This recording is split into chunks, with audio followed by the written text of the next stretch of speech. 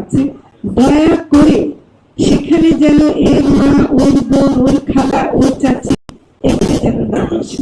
কারণ প্রচুর যোগ্য নারীরা আছেন। নারী শক্তি যেন নারীদের রাজনৈতিক অবস্থানের একটা পত্র তৈরি করে।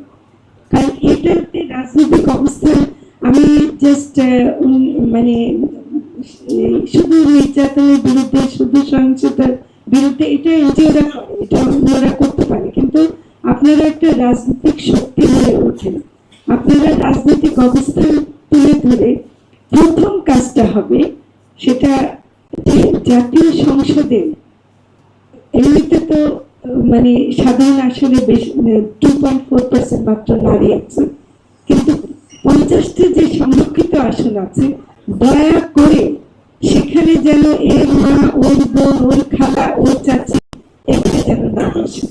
এবং এগুলো যেন অবশ্যই, কারণ প্রচুর যোগ্য নারীরা আছেন যারা নির্বাচনে দাঁড়িয়েছিলেন কিন্তু যে কোনো কারণে তারা হতে পারেনি, তারা তাদের যোগ্যতার পরিচয় দিয়ে ফেলেছে।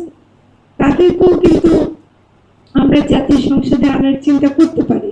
আমি মনে করি যে এটার ব্যাপারে দলমত নির্বিশেষে যোগ্যতার ভিত্তিতে নারীদেরকে 50টি আসনে আপনারা সরাসরি নির্বাচন দেয় নাই, এটা একটা আমরা আমাদের দাবির খেলাপ করেছে, কিন্তু এখন মনোনয়ন দেওয়ার ক্ষেত্রে বিকাশ পেমেন্টে 10,000 টাকার বেশি অফার, শপিং চলছে তো। সংরক্ষিত আসনে আমি বলবো যে নারীদের যোগ্যতার ভিত্তিতে যেন তাদেরকে সংরক্ষিত আসন, 50টা আসন যেন একেবারে সরল আসন হয়।